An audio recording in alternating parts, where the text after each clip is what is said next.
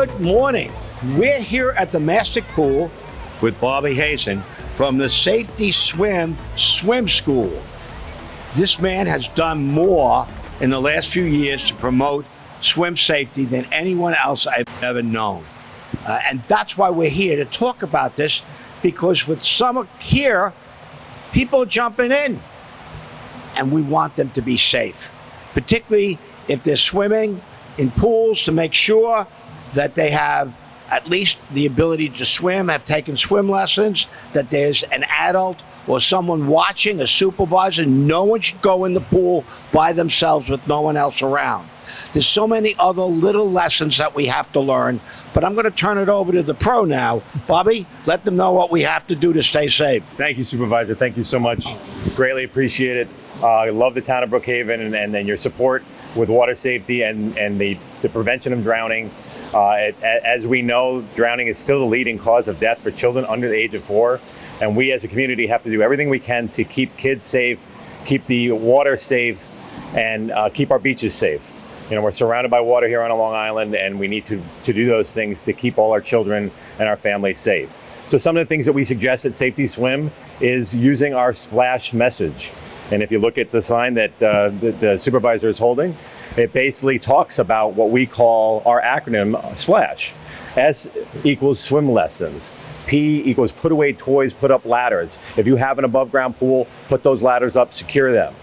L means life jackets. If you're going on a boat or you're out on a recreational vehicle this summer, you have to wear a life jacket.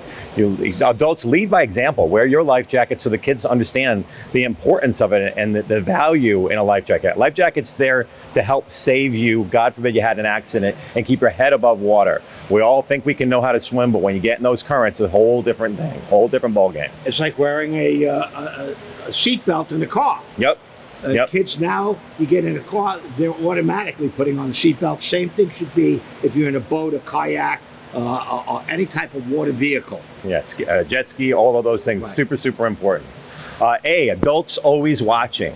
All right, it's extremely important that we're watching the kids in the pool, that we're watching the kids at the beach, we're watching anybody that's swimming. Never swim alone, even if you're an adult. Okay, you hear horror stories every year of people having issues or having some kind of a medical condition, and if you're in there by yourself, you're in the ocean by yourself, nobody's there to help you. So never swim alone, and an adult's always watching. We recommend, if you're gonna have a party this year, to have an adult water watch. You see the tag that I'm wearing here, okay?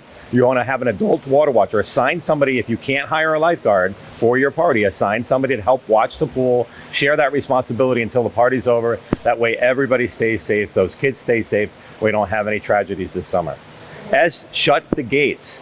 Every pool should be secured by an isolation fencing with self-closing, self-latching gates. Let me just interrupt and say, that's one of the requirements in Brookhaven Town. If you're getting a permit for a pool, hopefully you have permits for the pool.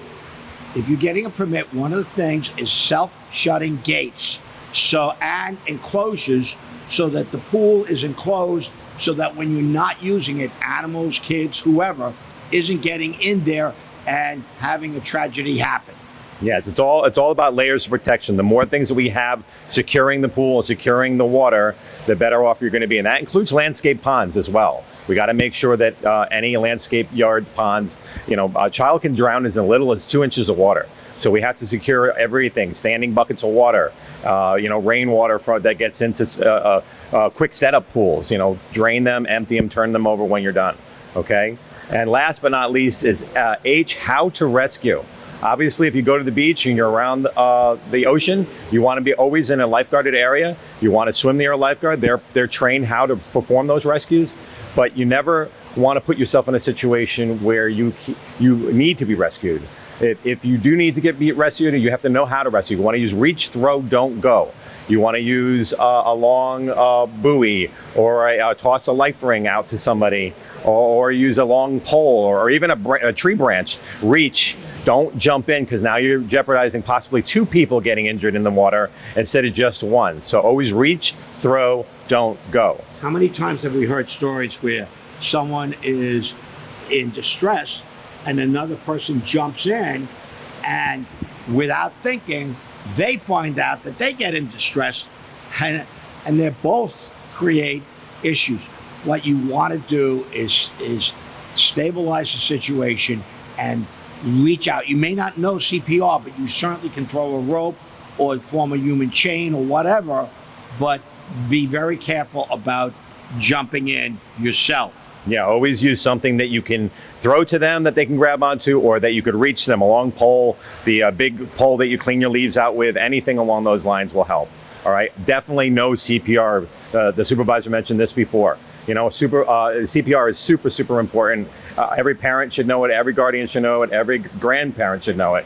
And even kids today are starting to learn how to do CPR. All right. If for more information, you could visit our water safety division. It's called End Drowning Now, and where you can get a piece of our, you could download a copy of our. Coloring book, Respect the Water. This is put together from myself and Rich Speck for water safety programs at schools and for adventures and learning how to be safer around the water. It's a great little thing for the kids to do. You can get that on the Safety Swim website, www.saf-t-swim.com. And Bobby, my understanding is that you take this message to a lot of schools so that you have the kids thinking about swim safety. Yes, our actual campaign is called Respect the Water, and we're doing the shows at the schools currently. Actually, Williams Lloyd is doing theirs this week right now as we speak. So it's a great little show. It's interactive. The kids love it. They learn a lot. They take that information home to mom and dad, and we hope that we have no drownings this year at all. So before people jump in the pool, give some thought to pool and water safety, whether you're at a pool, the beach, a lake, or whatever. Water can be a great recreation, but it also poses a threat, and we just have to be intelligent and safe about it as we go about it. Bobby, thank you for all you do. We so appreciate Safety Swim School and your message of water safety.